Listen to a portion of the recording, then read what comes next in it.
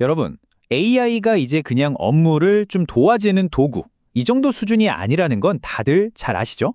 이제는요, 리더십의 규칙 자체를 아예 뿌리부터 흔들고 있습니다. 지금부터 AI 시대의 리더를 위한 새로운 플레이북, 그 핵심만 쏙쏙 뽑아서 알려드릴게요. 자, 이 슬라이드를 한번 보세요. 이게 모든 변화를 딱 요약해줍니다. 예전 리더십은 뭐였죠? 정보를 혼자 꽉 쥐고 위에서 아래로 지시하는 말 그대로 명령과 통제 방식이었잖아요. 근데 이젠 완전히 달라졌습니다. 리더는 더 이상 조직에서 제일 똑똑한 정보 문지기가 아니에요. 오히려 각 분야의 전문가들이 각자의 파트에서 최고의 연주를 할 수 있도록 맥락을 제공하고 조율하는 오케스트라 지휘자 같은 역할이 된 거죠. 권위로 찍어 누르는 게 아니라 영향력으로 사람들이 이끄는 시대가 온 겁니다. 와, 이 숫자 좀 보세요. 75%. 사무직 4명 중 3명은요. 이미 회사 허락도 없이 개인적으로 쓰는 AI를 업무에 활용하고 있대요. 이걸 요즘 BYOI 현상이라고 부르죠. Bring Your Own AI. 이게 뭘 의미하겠어요?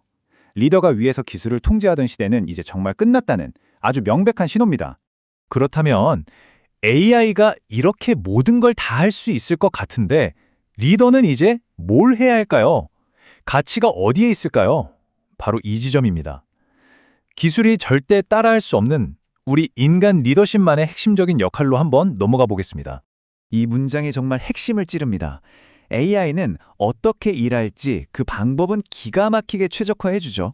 하지만 도대체 왜 우리가 이 일을 해야 하는지 그 근본적인 목적과 비전을 제시하는 건 오직 인간 리더의 영역이라는 겁니다. 리더의 역할이 단순히 프로세스를 관리하는 것에서 조직의 존재 이유를 설정하는 것으로 완전히 옮겨가고 있는 거예요. 자, 그럼 AI가 절대 복제할 수 없는 인간 리더십의 3가지 기둥 하나씩 살펴볼까요? 첫째, 데이터가 예측하는 최적의 길을 넘어서 조직 전체에 영감을 주는 야심찬 포부를 설정하는 힘입니다. 둘째, 여러 가치들이 막 충돌할 때 정말 어려운 결정을 내리고 그 결과에 대해 온전히 책임지는 가치 기반의 판단력이고요. 그리고 마지막으로 그냥 20% 효율 개선에 만족하는 게 아니라 10배 성장을 목표로 던지는 비선형적인 창의성입니다. 이 모든 영역에서 AI는 결정자가 아니에요. 우리 옆에서 함께 고민해주는 사고 파트너일 뿐이죠. 이게 그냥 하는 말이 아니고요. 실제로 맥킨지랑 와튼스쿨 연구에서도 똑같은 얘기를 합니다. AI의 역할은 자문에 그친다. 최종적인 권위 있는 결단은 인간 리더의 몫이다. AI가 아무리 똑똑한 조언을 해줘도 결국 마지막 결정과 그 책임은 사람이 지는 겁니다. 바로 리더가요. 좋아요. 리더 개인의 역할은 알겠습니다. 그럼 조직 차원에선 어떨까요? AI를 성공적으로 도입하려면 특히 최고 경영진 레벨에서 뭐가 필요할까요? 리더 개인을 넘어서 협업 구조의 문제로 한번 넘어가 보죠. 그런데 말이죠. 현실은 좀 씁쓸합니다.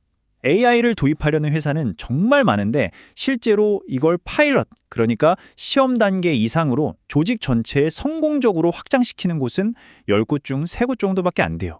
겨우 31%죠. 아니 도대체 왜 그런 걸까요? 이렇게 좋은 기술을 두고 왜 대부분 실패하는 걸까요? 가장 큰 원인이 뭘까요? 정답은 의외로 기술 문제가 아닙니다. 바로 구조적인 단절이에요. 기술, 재무, 전략을 책임지는 리더들이 각자 자기 부서의 이익만 생각하는 그 사일로에 갇혀서 제대로 협업하지 못하는 것, 이게 가장 큰 실패의 원인입니다. 근본적으로 조직과 문화의 문제라는 거죠. 이 차트 한번 보세요. 정말 극명하게 보여주죠. 기술 투자의 CFO, 즉 재무 최고 책임자가 깊이 관여했을 때 기업의 수익성이 평균 이상일 확률이 18%에서 무려 42%로 껑충 뜁니다. 2배가 넘죠? 부서 간의 협업이 그냥 좋은 말이 아니라 진짜 돈이 된다는 증거입니다. 자, C레벨의 협업 중요하죠. 근데 진짜 변화는 현장에서 일어나는 거잖아요. 결국 조직 구성원 전체를 움직여야 합니다. 이제는 기술 얘기에서 한 발 더 나아가서 이 변화를 겪는 사람들의 마음을 어떻게 이끌어야 하는지 이야기해 볼게요. AI를 도입할 때 리더 앞에 놓인 2갈래 길이 있습니다. 왼쪽 길은 AI를 감시 카메라처럼 쓰는 거예요. 직원도 실적 감시하고. 그럼 당연히 두려움이 생기겠죠. 반면에 오른쪽 길은 AI를 직원들의 능력을 키워주는 개인 코치처럼 쓰는 겁니다. 그럼 신뢰가 쌓이고 심리적으로 안전하다고 느끼게 되죠.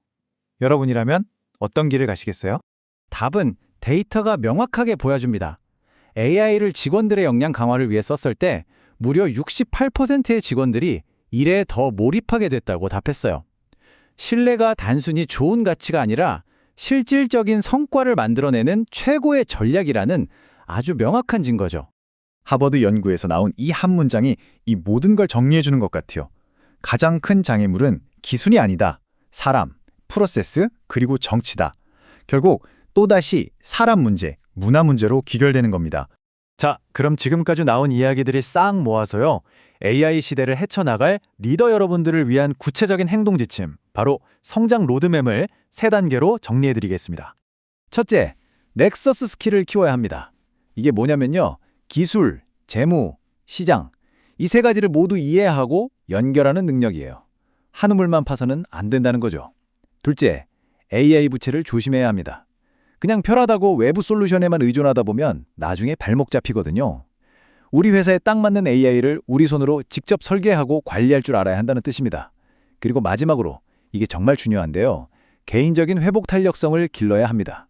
CEO를 마치 엘리트 운동선수처럼 생각해야 해요. 항상 100%로 달릴 수는 없잖아요. 시간의 20% 정도는 의도적으로 비워두고 쉬거나 새로운 영감을 얻는 데 써야 합니다. 그래야 더 멀리, 더 오래 갈 수 있어요.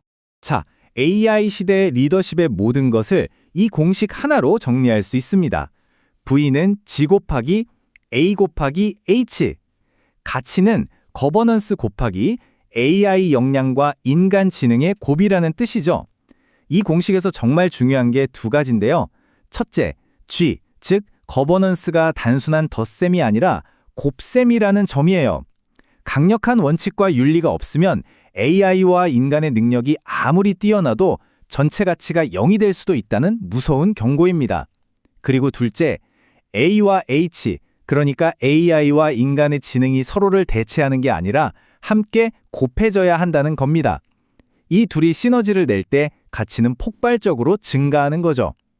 결국 기술과 인간의 가장 현명한 협업을 디자인하는 것, 그게 바로 미래를 이끌어갈 리더, 여러분의 손에 달려 있습니다.